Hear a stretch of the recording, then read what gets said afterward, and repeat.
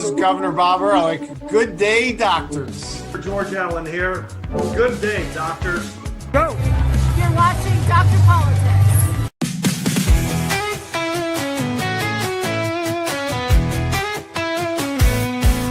They're Dr. Politics. He's the one to see.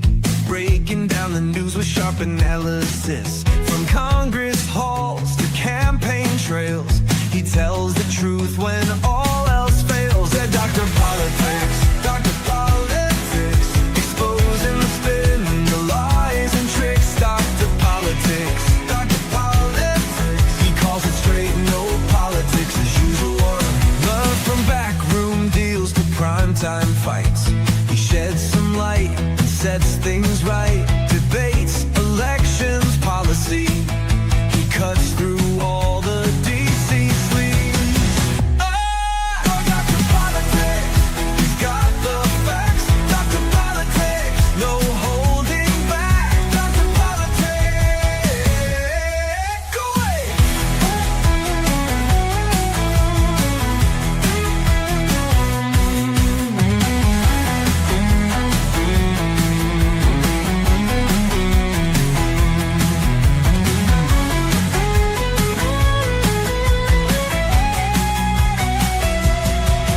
Dr. Politics, he's got the facts. Dr. Politics, no holding back. Dr. Politics.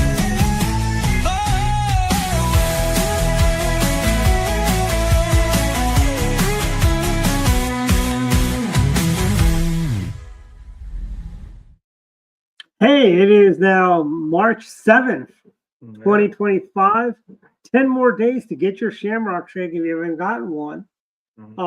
Welcome, David. Don is on assignment. Busy week. We had one. By the way, the new intro is a little longer than the old intro, don't you think? But It is, but I like it. I'm included there, and so yeah, no, it's nice. I thought it was good. Now, who wrote the lyric? I was thinking of the lyrics. Was this an AI generated thing that you did? Yes, it was. Yes, it was. I wrote the lyrics and AI put it to music. That's just amazing. I don't know about you, but I'm just a little leery, maybe scared, really, of the whole AI thing. That it's going to take AI is over. a tool. It's going to take over. I don't think. Look, AI is a tool. Yeah. It's something to make you work more efficiently. A lot of people say, "Oh my God, coding is going to be taken over by AI." AI is not sophisticated enough to do a decent code right now. You got to be very specific when you ask it to write a code, and it will do it. But you got to write, you got to give it the best instructions. You can't give it, you can't just tell it, "Hey, write me a JavaScript counter down to say Christmas 2025." It might get it right on the first try, but usually you have to go and tweak it a little bit, and you got to be more specific. So I don't think AI is going to. I think AI is a really good tool.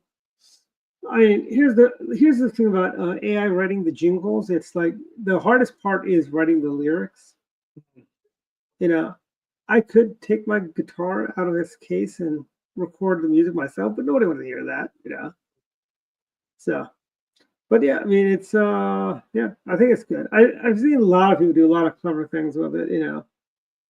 Wow. Like a lot of people use. I was trying to do one this week about the metro state. Do a song about all the metro stops using William Tell's Overture as the rhythm for the song, but just could not get it. Just could not get it to work right. And I was inspired by there's a guy named Classy Whale who did a song on the Amtrak stations, going up the Northeast Regional. And some of those train bloggers, YouTubers, I should say, are really good. Like Sammy Marco, he does great stuff. He's out somewhere in Virginia. And then you got trains are awesome. This kid named Tom does a good job. Classy Whale does some great stuff. Then you got Miles on Transit. A lot of good YouTubers. I think a lot of these guys are maybe not quite politically where we are, but they got good content on their site. Yeah. I would say I'm almost positive one of them who really likes Amtrak and refers to Joe Biden as the second biggest Amtrak fanboy in DC. I don't think he's on our team. Mhm. But I mean, he does a good video. You got to kind of, you can't just, you got to separate some of the stuff sometimes. They do good content, and I did, why is there even a dinner time news show anymore? I mean, nobody watches the dinner time news anymore. I know growing up, we used to always watch dinner time news, Oh, yeah. And then again, back then, the evening news started at 5:30. And then I remember when I got to I guess high school or before. No, I would say middle school.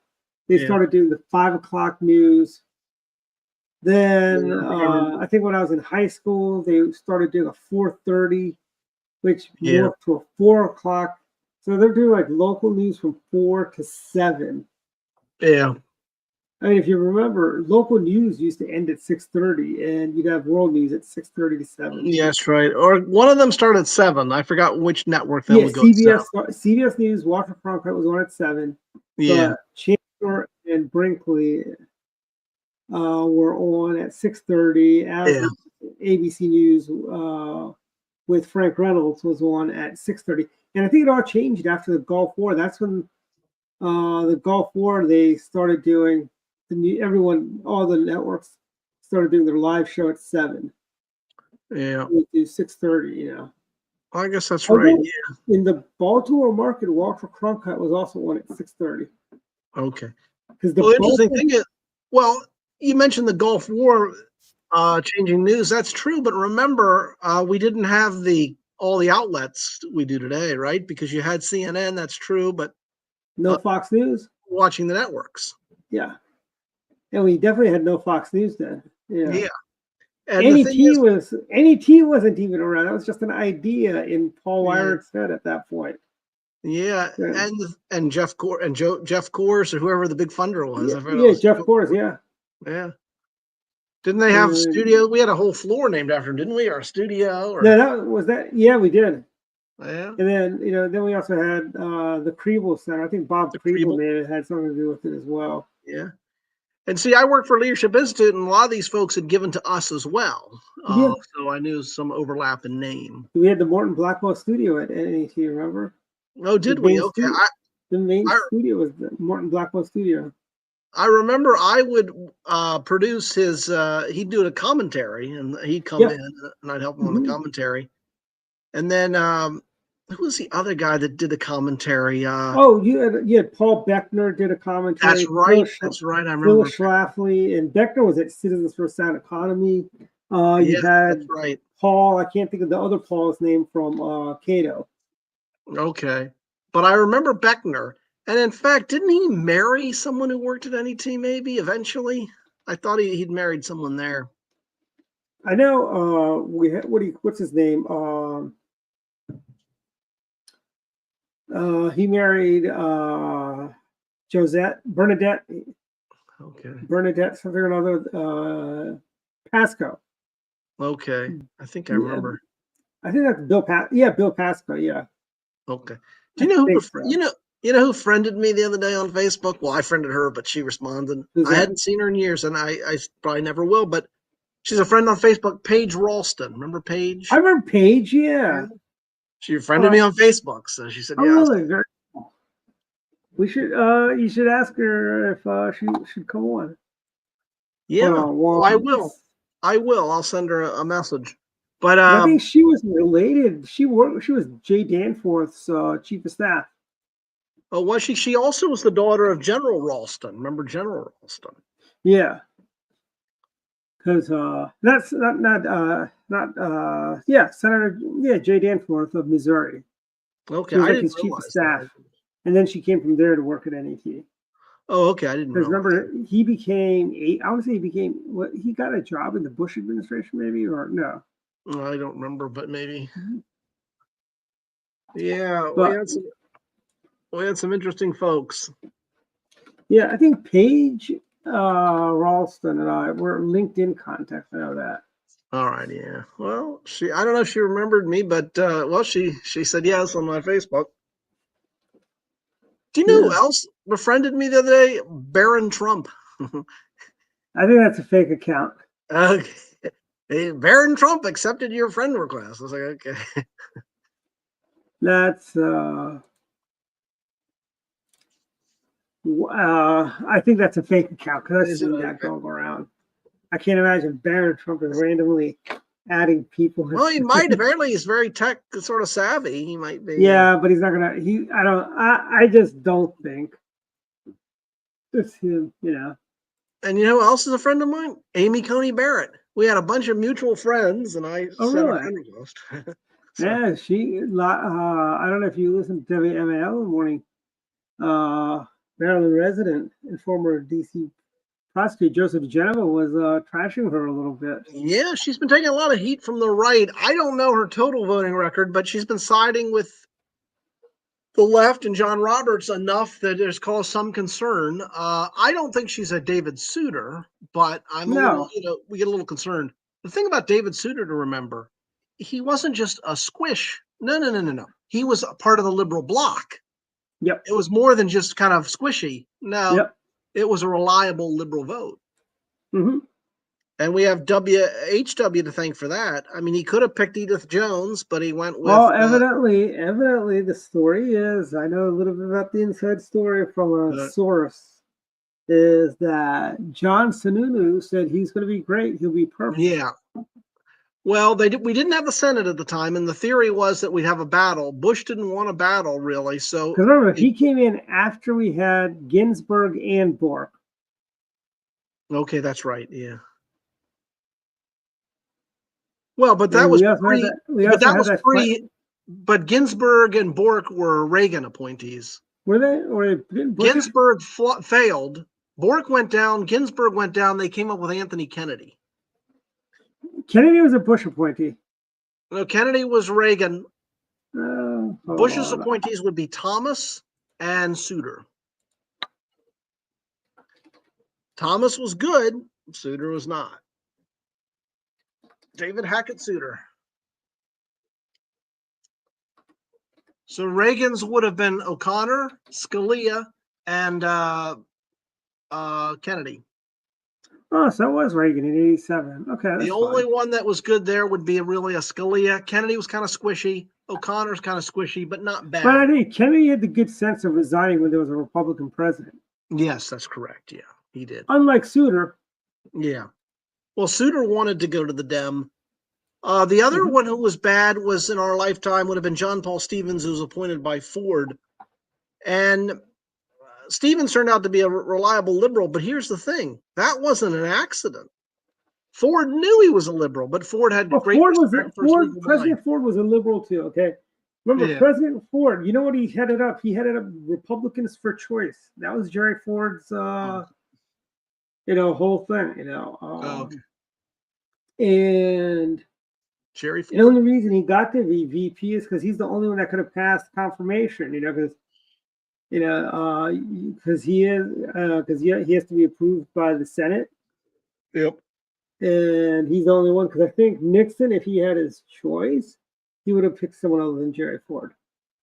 Yeah. I guess you're right. Yeah. And then they had a whole documentary of the vice president. Then you do have Jerry Ford making out, we're never going to live in the Naval Observatory. We're going to be living at the White House, because I don't think Nixon's, it's like, honest to God, nobody would know who you were for President Nixon. But yet you trash him in the, notice he was featured in the Vice President's American Experience special. Wow. They kind of skipped over him in the Ford. They did one on the presidents, and they kind of just jumped from Reagan. They did Nixon, Reagan, Bush. It's too bad. If Spiro Agnew had been able to hold out a little longer, he could have taken over. Yeah, he would have been a phenomenal president. Right. And as I say, he is the closest any Marylander will ever get to the White House. Well, maybe not. That's what Westmore. West spend more. Governor Spenmore, his what do you call it? His numbers are going down. Yeah, I think he'll take a hit. Going down. Yeah, when Maryland becomes, California type taxes. Yeah. Well, as your lieutenant governor says, don't Maryland my Virginia. They Yeah, turned that's true. Maryland into a verb. Bob Ehrlich seemed to take offense to that. I don't view it No, as I a don't think it's an offense because we've arrived at, we're really a lefty state when we become a verb. well. Okay, yeah, I didn't totally get what he was referring to, but she was just being loving in terms of politically. You don't want to come to Maryland. Maryland's a great state in many ways, but politically, you don't want to. Well, Gov Allen said, he goes, there's a lot of states worse than you guys. New York, Okay, New Jersey, California. yeah, that's true. That's true. And Rhode Island is probably pretty darn bad. I mean, Rhode Oh, Island. well, all those states, Connecticut's horrible. Yeah, that's right. But I remember the days when you had in Connecticut, you had Chris Shays, you had Nancy Johnson. Now they weren't conservative, but they were the moderate Republicans. You had a Republican governor in Connecticut for a while. He ended up going to jail. What was his name? Low Weicker? No, Low Weicker may have been a Democrat. No, Weicker was a Republican, then became an independent, then probably became a Democrat. No, Connecticut had that John Rowland, who ended up going to jail, but he was a Republican. Connecticut. Yeah, also Gary Frank. Remember Gary Frank, the Gary congressman? Franks, that's right. Yeah, yeah. And he also, I think he went to jail or he's on the run right now. No, okay. No. Yeah, we had some, but all the Northeast is really bad. Yeah, it's. Well, didn't you have? Wasn't they also had a woman that was a Republican? I think she may have been a Republican. Was that Nancy Johnson in Connecticut? No, I was thinking like Jody Rell or something like that. Oh, okay. I don't know. Somebody will let us know. But she may have been the last woman governor. She was what year was she governor? She was governor back in 2014. Okay, yeah. And she was succeeded by Ned Lamont. I remember him, yeah. You know, the striking thing about Massachusetts, remember after Mike Dukakis, we had a string of Republican governors in Massachusetts. Mitt Romney. Yeah, none of them were that conservative, but you had William Weld and you had a whole bunch. And then what to say when Mitt Romney is to the right of Bill Wells? Yeah, that's right. And then Charlie Baker. Yeah, the Baker, and then a couple. There are a few. Jane Swift. He was the last one. Charlie Baker was the last Republican. Now they got a Democrat there. Okay. But Charlie Baker, let's face facts. He was basically like a moderate Democrat. He was Larry Hogan. He was the Larry Hogan of Massachusetts. Yeah. But here's the thing: that's the best you're going to get in Massachusetts. Yeah, that's true. Yeah, I know. In Maryland, we can get somebody more. We can get Bob Ehrlich, who ran and won as a conservative. Yeah. But he came from a time when Baltimore County was probably fairly decent or winnable. Well, right? No, he came from a time actually when Baltimore County, when power has shifted in Maryland after basically it was it used to be our comptroller or attorney general or governor. 2 out of 3 would be from the Baltimore region. Okay, yeah. But then, because even when we had Paris Glendenning, we had Mickey Steinberg and we had Louis Goldstein. Yeah. Then we still had Joe Curran for all those years. Yeah. Then we had William Donald Schaefer. Yeah, he was good. For a Democrat, he wasn't bad. No, I mean, there's a lot. I mean, Marvin Mandel was a Democrat, but he actually, as Governor Earl said, he actually did the whole government reform when he was governor. He actually did a lot of that stuff. Yeah. And another Democrat when I was coming up in Maryland that wasn't bad, American Joe Medashevsky. Yeah. Another one was Harry Hughes, the governor. Yeah. He came from Caroline County, Harry Hughes. And he was the transportation secretary for Maryland for a long time. Like my dad knew Harry. Yeah. As Democrats go, he wasn't that bad. Yeah. Harry Hughes, in his book, talked about how when there was a shortfall in the budget in the 70s, that's how we got Lotto in Maryland. Yeah. There was another shortfall in the 80s, and that's what brought Keno. And he was talking about during the O'Malley days when he wanted to bring slot parlor and casino gambling to Maryland. And he made a comment. He was on one of those. It's on early mornings, the radio shows on. Back then, I guess it's like the PSA portion on Sunday mornings. Yeah, he was on the one that was on DC 101, where this guy named I think his name was Joe Johns or something like that from NBC. Yeah. Yes. DC. He would host it, and Harry Hughes was saying, and he goes, only thing that's going to be left for Maryland is going to be legalizing prostitution next time we have a budget shortfall.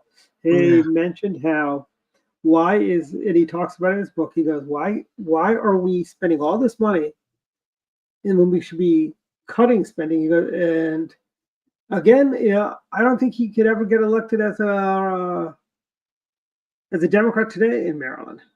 Yeah. Then again, nor could William Donald Schaefer or Marvin Mandel. Man. You know. But I'm sure Paris Glendenning's far enough left that he could. Oh, he's at Paris Glendenning. Okay, if you take Maryland, and if you want to put a red line when the Democrats took that hard left turn, it was Paris Glendenning. Yeah, they took the hard left turn. Yeah, and I think he was the last white county executive of PG County, and probably maybe ever from now on. I mean, it'd be hard. I wouldn't ever say ever because that's one of those things where it's a machine mentality. So it's very possible. Like there was a state delegate from PG County, John Giannetti. Yeah. And John Giannetti, hypothetically, he probably could have been county executive. No. Because he had the machine connections and all that. Yeah. And pretty sure PG County is actually a very machine county. Uh-huh. Yeah. I mean, I was kind of shocked that Moesha Braveboy, who's the new nominee for county executive in PG County, got in. I was kind of surprised because Rashawn Baker was running too, and there was another guy that was running. And sad to say, but Rashawn Baker and this other guy were the moderate Democrats of the old days. That's amazing. Yeah, that's amazing.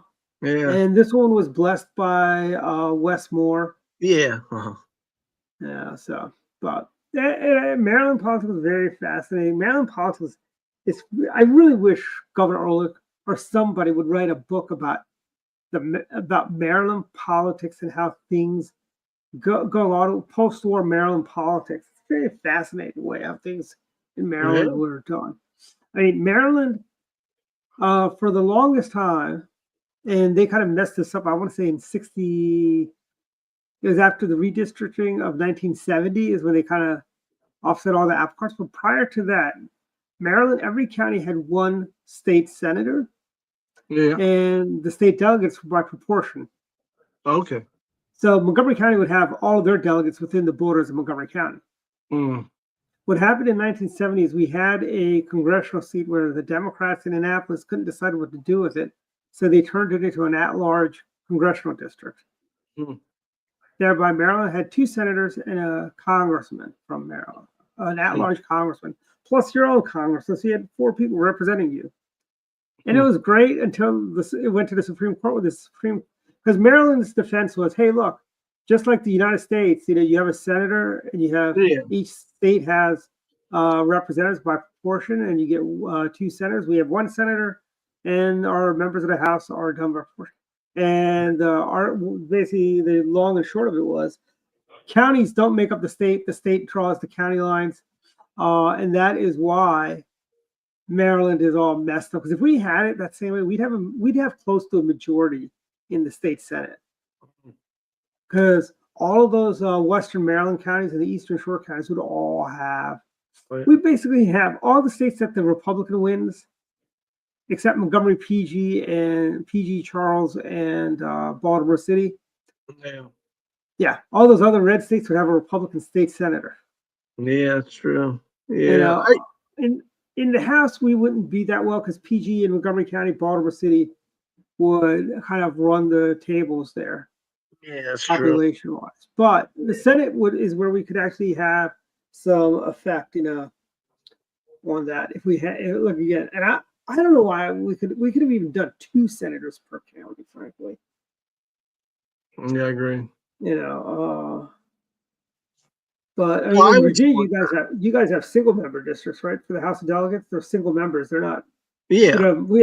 We have 3 per district for the most part.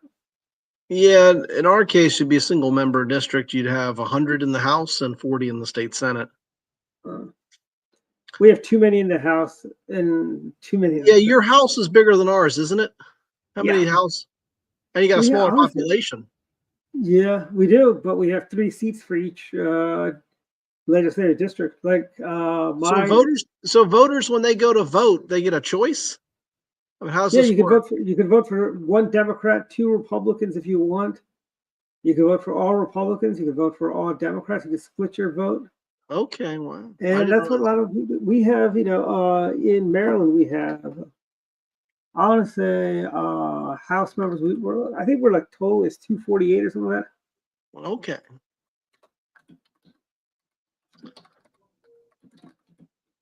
And our state Senate's only 40. You guys have a bigger state Senate? No, yes, we do. Let's see. We have 141 members in our House of Delegates. Wow. And we have 47 state senators. Wow. So your legislature is bigger than ours, yeah. Yeah, they get paid a lot more. Ours also, the House of Delegates, I think you're paid now $50,000 for 3 months worth of work. Wow. Yeah. I don't know if they pay in Virginia, but anyways, enough about local Maryland and sort of Virginia politics. But the president did his address, and I want to say how shameful the Democrats are. They could not stand up or applaud for cancer survivors. Yeah.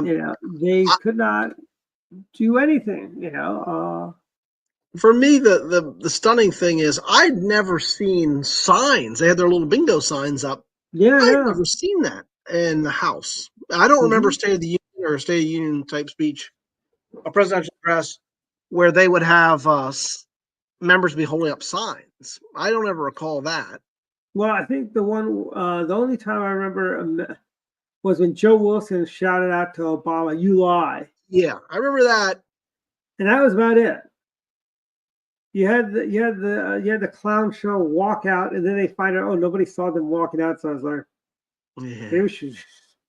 So they tweeted. Was that this time? Was that this time? Yeah, you had these Democrats that walked out, and then they realized, oh, nobody saw us.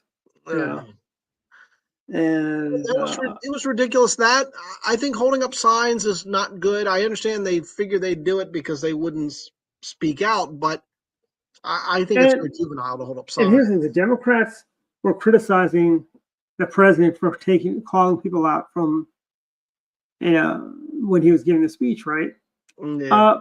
How short of a memory span do these people have? When Barack Obama basically attacked Judge Alito at a State of the Union address. Yeah, that's true. Yeah. Where this whole false indignation, and their whole host of not, basically like being these false outrage is outrageous, frankly. The president did a great job. I mean, the Democrats should be ashamed of themselves. They could not applaud cancer survivors. They could not applaud, a victims who was a victim of a family was victimized by illegal aliens due to their policies. They could, it's like, it's so shameful. It is so shameful. Yeah, they did a bad job. I mean, they looked bad. Trump was very good. That was one of his best speeches. He was good on the offense. Very long though. I think it was long too. Yeah, it was long, but it's sort of typical Trump. But I thought he did well. I thought it was very good. One of the best speeches I saw. And Democrats made fools of themselves. Yeah, they do that a lot. I like when Trump referred to her as Pocahontas. I love that. He got the Pocahontas line. Yeah. Also, I thought it was good when he said, "Look, I've been here 5 times, and you guys wouldn't applaud anything I did anyway. I could cure the worst disease, and Hmm. you still wouldn't applaud it." So I thought it was good. I mean, he could cure cancer, and they would not applaud it. Frankly. Yeah, that's yeah.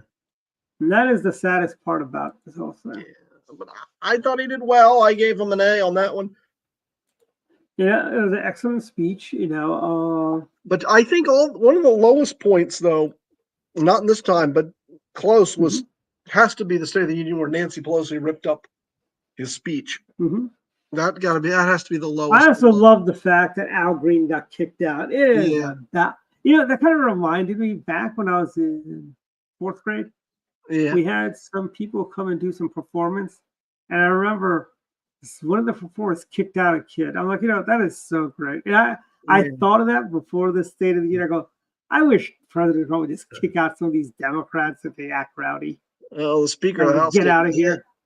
Yeah. And it happened, So well, Green's a nut, and he's there with his cane, his Preston Brooks cane, waving his cane around.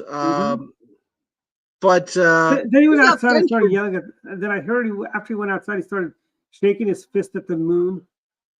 Oh, maybe.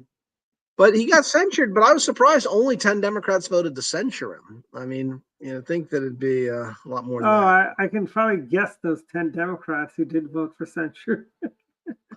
I don't know who they were. I don't know if any Virginians, but yeah. Yeah. It just seems to me, it's a no-brainer, though. How could you vote against? I mean, she should be censured. He's the only member of the House to ever be kicked out to disrupt a presidential address. Yeah, even Joe Wilson wasn't kicked out. Yeah, he just said, "You lie." Yeah, and he's speaking truth to power there, as the left would say. Yeah. And we have Zelensky wants to make a deal. It's like, let's make a deal.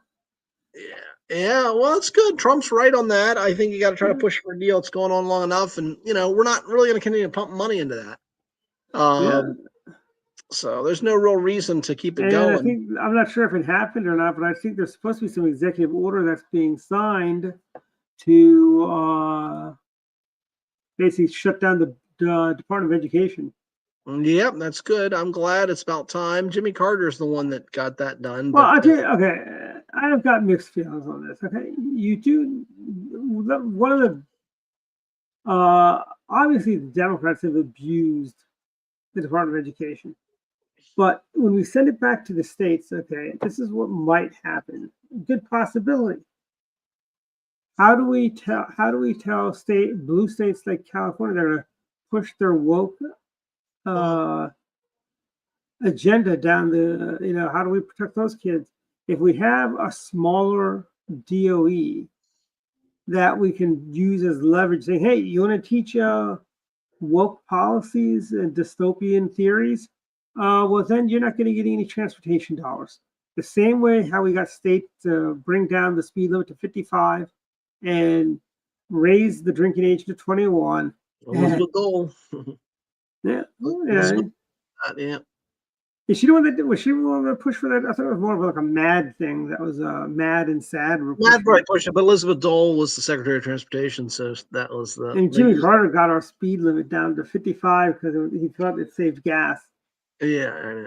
And when I drive to Florida, I feel the faster I drive, the better mileage I get. Probably, up to a point.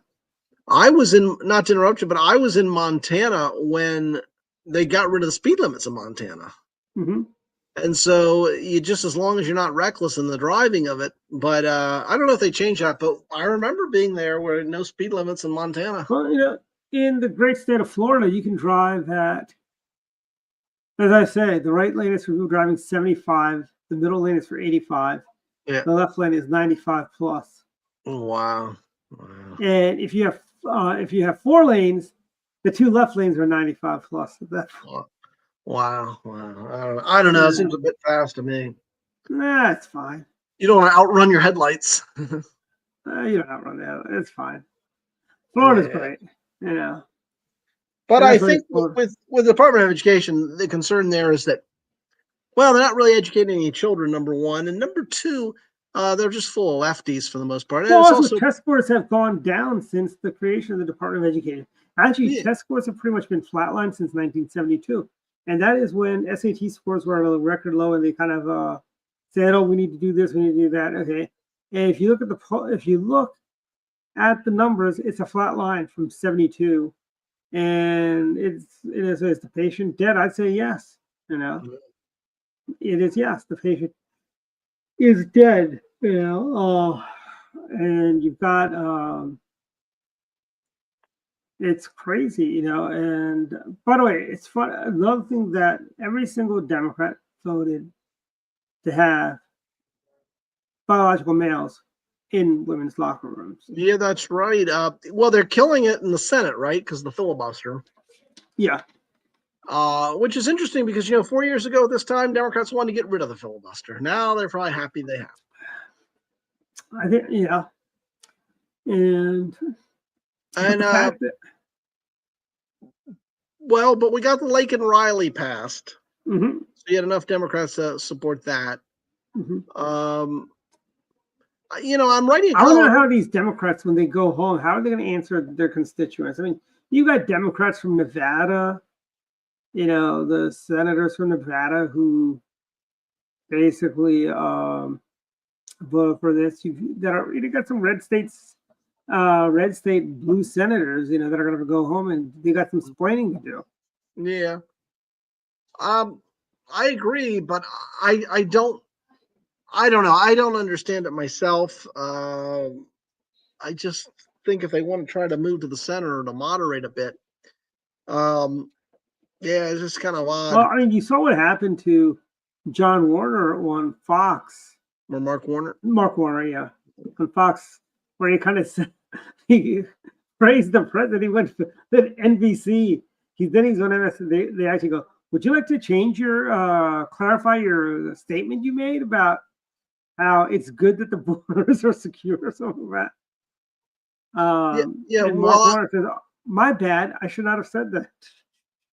Well, what I understand is Mark Warner praised him for the border security, but said he couldn't really say that publicly. Mm-hmm. That's what I saw in the Wall Street Journal. But his trying to back away, I didn't hear him say that. But yeah, but MSNBC kind of backed off of it. Okay. Well, I have a column coming up on the border and how the Trump's only been in office for 1 full month, and yet there's one thing you can point to that he's achieved, really a campaign promise he's achieved, and that is pretty much securing the border. Mm-hmm. Because in February you had crossings at like 8,500, as opposed to 5,000 as opposed to 100,000 in 23 and 24. Oh yeah, and it's dropping. The border crossing's dropping every day. Yeah. And now, by the way, Dave, I don't know if you knew this, the left is going to boycott Target for ending DEI. Boycotts don't work. I really think it's the dumbest thing when you want to boycott something. Yeah. If you don't want to go to Target, don't go to Target. Frankly, all the better for when I go to Target. That means there won't be a line. Waiting. And Costco's, I'm just irritated with Costco's. Every time I go, there's a line, no matter when I go, seems like. Yeah. I may have to do my own solo boycott of Costco's until they bring back senior hours. Well, kudos. Well, kudos to Target, though. Hopefully they'll stay strong and they won't. And I mean, it's just stupid. It is really dumb, that DEI, the other thing with corporate America, which I hope they're changing, I think they are, is the ESG. The whole policies on judging companies based on non-fiduciary sort of or non-growth metrics, which is ridiculous. So, very true. Yeah, so hopefully they're moving away from that. But that's the other issue with corporate America that I'd have. And I think one reason I don't like corporate America, really, and that's part of it is because they've become liberal and woke. Yeah, it's funny though. I was talking to somebody in Virginia, and I was talking about some of your greater governors. I go, "Hey, Governor Allen was one of your best governors." He goes, "Governor Allen's why we became a blue state. He brought in all those." Yeah, for shame, Governor Allen brought jobs to Virginia. I see. Yeah. He says he brought all these corporations. That's what made Virginia go blue. I'm like, no, it's not that.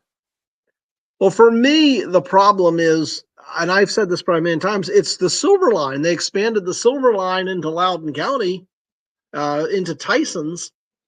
Oh, it's Probably supposed to brought go a all lot the of way to Front lives. Royal. It's Huh? supposed to go all the way to Front Royal as the master plan. Well, I think it's horrible. Horrible. Then So you again, gotta oppose that. Montgomery County, the red line was supposed to go all the way to Frederick, but that kind of got shelved. Good. Yeah, you don't want that. And you don't want it to go. But Frederick's anyway, I blue think that's what enough. happened. Because Wait, Frederick is blue enough. You don't need to make Frederick any bluer. yeah, I know. See, but liberals like to live near metro stops. They like to live near Yeah, public transportation. I mean, it's they just all like to live in condos and townhomes. They don't. They have an yes. issue. They're at war with single family housing, evidently. Yeah, right. I don't know if Fairfax County is starting to do this, but in Montgomery County, they are allowing people. Let's say, if I've got a house right by a metro station, I could tear it down, or I can add like 2 more floors, turn them into apartments, and rent those out. I could put a storage shed in the background. Long as I got plumbing in there, it can be its own apartment. Wow. Yeah. So that's. I don't know if they do that in Fairfax, but you're saying that's done in Montgomery? Oh yeah. Oh really? Mm-hmm. And then you've got, but we've got also what do you call Hunter Biden's running out of money. Yeah, I saw that. Nobody's buying that macaroni art that he sells, I guess, huh? Yeah. Well, it just shows though that the whole thing, it was an influence peddling scam, that you buy the art and you can get close to the dad. All of it, and plus his whole business was influence peddling. All it was is influence peddling. So once Joe's gone, that's why if he was smart, he would have saved money, built up a nest egg. But if he blew through that money, and now if he's he's like every kid in America that has zero savings, Yeah, right. I mean, I guess he has to go visit his friends in Beijing to see if they'll give him some money now. And I don't know how he got that one friend who was paying for so much. Remember, he had that one friend. I guess wasn't he paid $12,000 a month for being on the Burisma board? How do you blow through that kind of money? I don't know. I don't know how he blew through that money. I agree. I don't know how you blow through that type of money. Yeah, that's kind of doesn't make any sense. I mean, $12,000 a month. Yeah, that's ridiculous. But I'm wondering if maybe he isn't really broke. Maybe it's just sort of what he's telling the court because maybe he doesn't want to pay his child support. Maybe he's saying this. Maybe he's saying all this because he doesn't want to pay child support. Yeah. I'm wondering if that's it. Yeah, because I'm sure he's got plenty. I'm sure. Honestly, if I were the other side, I would file a lawsuit against Hunter Biden now. Yeah, I think they're fighting it. They're fighting his dropping it. Oh, good. Because they want to do discovery, I guess. Mm-hmm. So, and also, the Grim Reaper paid a visit to ABC News this week. Last week, he was over at NBC.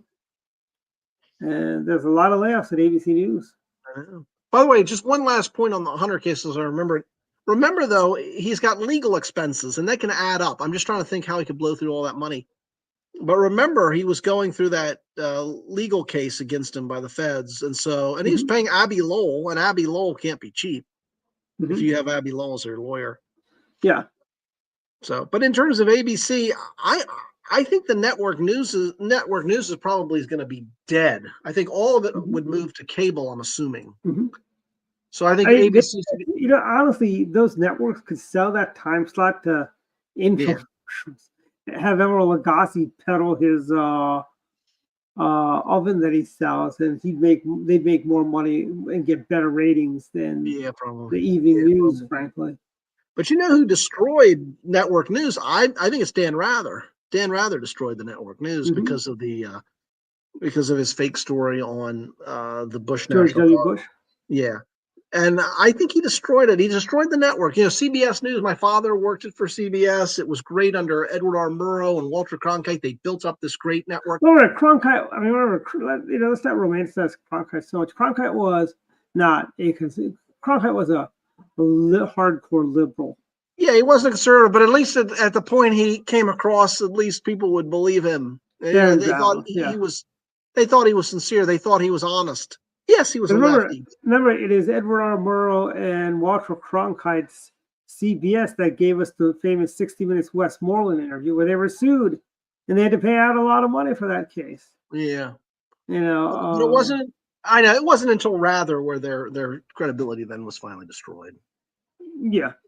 Unless you're saying it's inevitable. Maybe it was inevitable, but I think it was Rather that. I mean, CBS, even before Dan Rather, they were rather biased. Yeah, that's right. Yeah.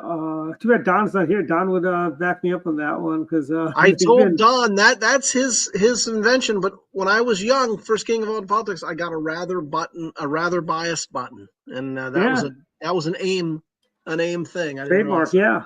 Yeah. And I think oh, and then we have also, but CBS has had a lot of problems. I mean, it's not just Dan Rather. You had, like I said, Mike Wallace in the Westmoreland interview. You had 60 Minutes with Leslie Stahl during the Bush administration. They did an interview and they mentioned Halliburton in a 10-minute segment, I think they do, or a 7-minute segment. Yeah. Halliburton is mentioned over 230 times.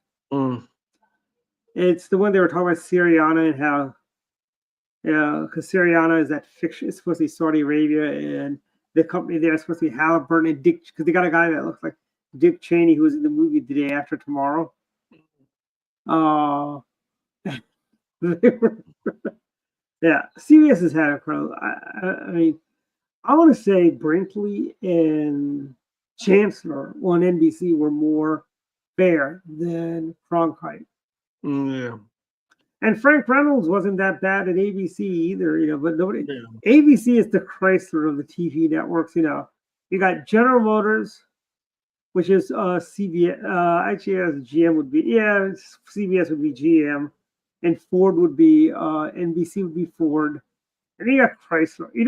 The story about ABC, they had to borrow. There was a bar, Shirley's Bar, I think is the name of the bar. CBS had to go there. ABC, during the Kennedy assassination, they had to go there, borrow money to send. I think they sent young Peter Jennings, to Dallas to cover the assassination. That's how bad a shape. ABC. Remember, ABC was the joke of. They never had decent programming, even in the '80s. Remember the joke, the show Spencer for Hire. They're saying. They're reworking the show. It's going to be called Spencer for Rent because they can't afford to hire him anymore. Okay, yeah. Well, what was the old joke? Maybe it was of ABC, but that some newsman, I forgot the famous newsman, but they said he had disappeared or something. But the answer is he didn't disappear. He's on ABC News. There's some sort of play on that joke. Mm-hmm. And ABC, like I say, ABC's always been the Chrysler, of broadcasting. Yeah, I guess that's true. So you're saying the weak sister? Yes, it's on the weak one. Okay. But then again, if you look at, the Chrysler Corporation today, I was actually talking to someone. Do they even make any sedans anymore? Or do they just make the minivan and that's it? They make one car. The Chrysler? Pacifica. Chrysler? Yeah. The Pacifica, I think, might be the only car that Chrysler is making.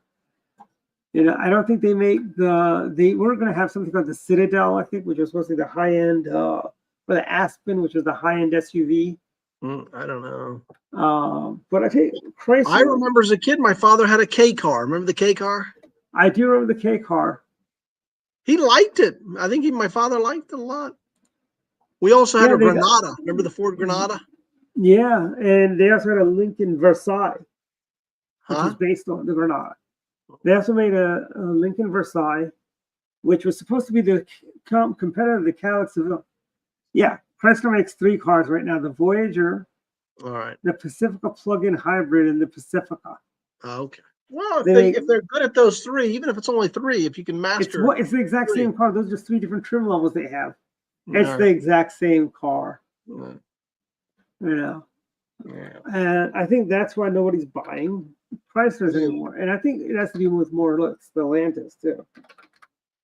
Well, Stellantis took them over. Is that correct? Yep. Mm-hmm.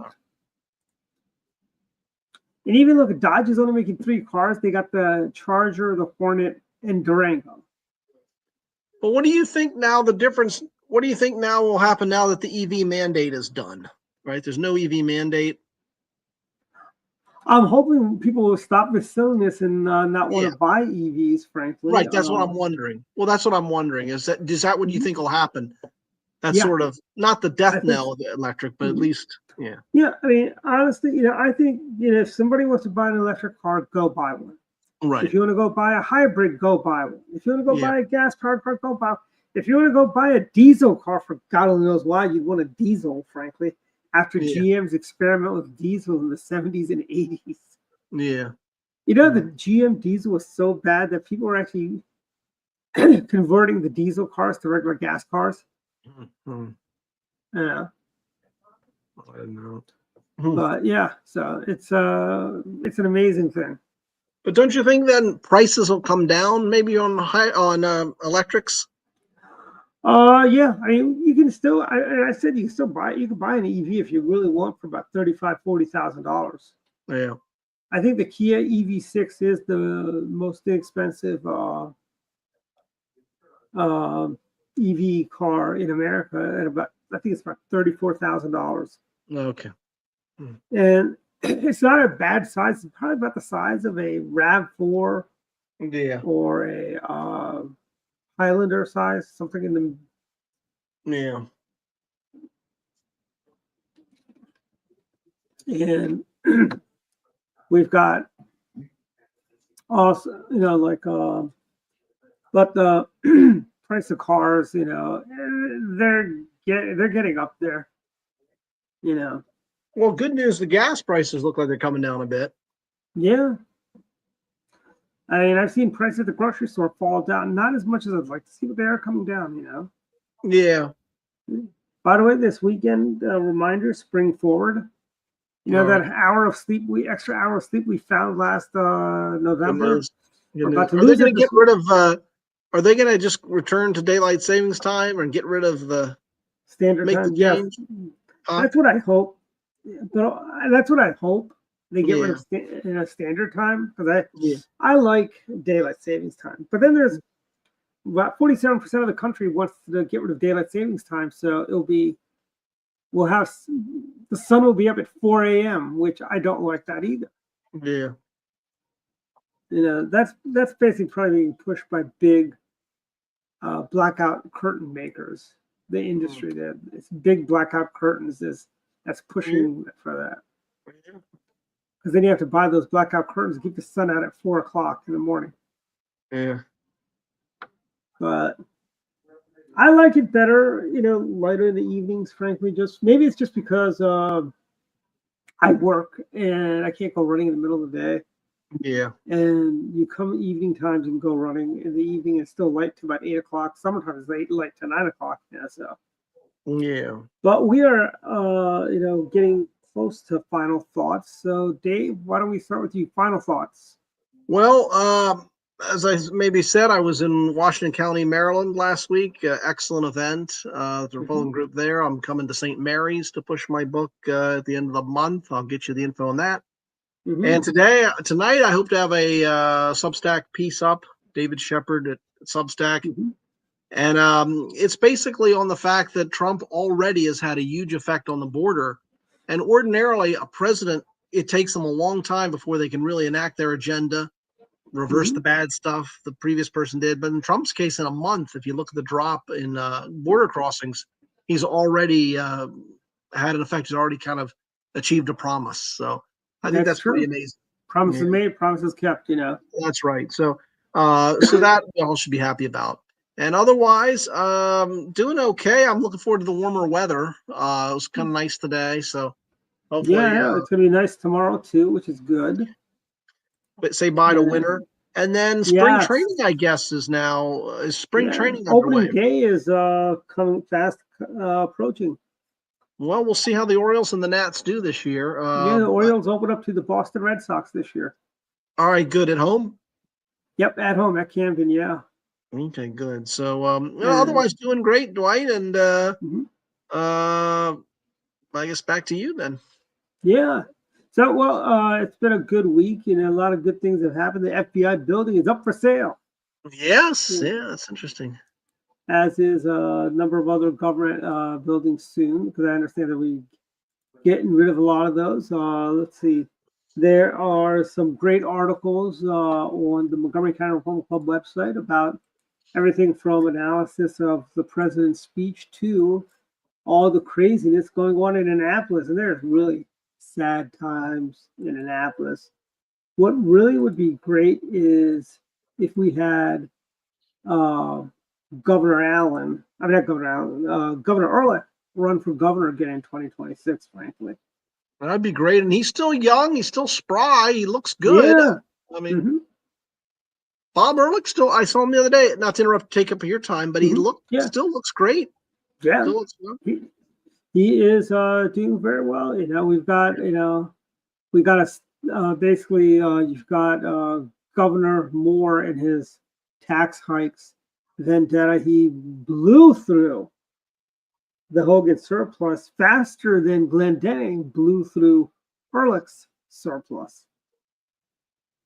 And that just screams volume. O'Malley, I think you meant O'Malley blew through Ehrlich's. Yeah, O'Malley, yes. Yeah. Glendenning just created a massive surplus that Bob had to clean up when he became governor. And I think you're correct that the hard left term in Maryland probably started with Glendenning. Yeah. I think that's right. I mean, Ellen Saubre won that election, frankly. Yeah. That was stolen in Baltimore City, in PG County. That was back when we did paper ballots. Yeah. And then we had the whole thing of Floridians who didn't know how to vote. So they forced down electronic voting down the entire country. Yeah. Yeah. Yeah. But and then we've got also coming up a bunch of stuff. We've got I am thinking, by the way, the Friday the 14th, which is, we may want to do the show a little bit earlier at Mama Lucia's in Olney, live, because it's Pi Day. Yeah. Okay, good. Yeah. Maybe get a live audience. We should. Yeah, we should. I agree. I think it's a good idea. Yeah, you made a good idea. 10 days left to get a Shamrock Shake, because don't look for one after the 17th, because McDonald's just pours all the excess syrups and everything down the drain. It seems like. Well, and you, like me, are old enough to remember when I first got a Shamrock Shake, it was just in a regular cup. You didn't have the fancy cup or the whipped cream. It was just the syrup right in the thing. Yeah. Yeah. And now they have, there was talk about a chocolate Shamrock Shake, which I think would be horrible, frankly. But yeah, I don't see that. No, I agree. I don't. I mean, Wendy's like has mint chocolate chip. Maybe like a mint chocolate. I mean, no, they would actually say mint chocolate, like chocolate mint. It would not be like chips, Yeah. Wendy's has a thin mint shake. I did not like it. I had one at Wendy's. Okay. And I don't know what it is with Wendy's. Yeah. There's always a line, and even if there's no one there, the service sucks at Wendy's. Oh, really? Mm. Yeah.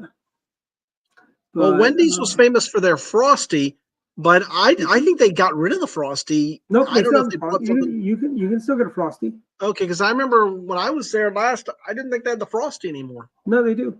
They got rid of their hand spun shakes, which they used to have that were really good too. Okay. I just remember once I went to a Wendy's and they didn't have the Frosty anymore. Maybe their machines were broken, like at McDonald's they're always broken. Oh, okay. Yeah. But that's about it. So we'll see everyone next week again. Take care and good night, everyone. Right. Bye. Bye-bye.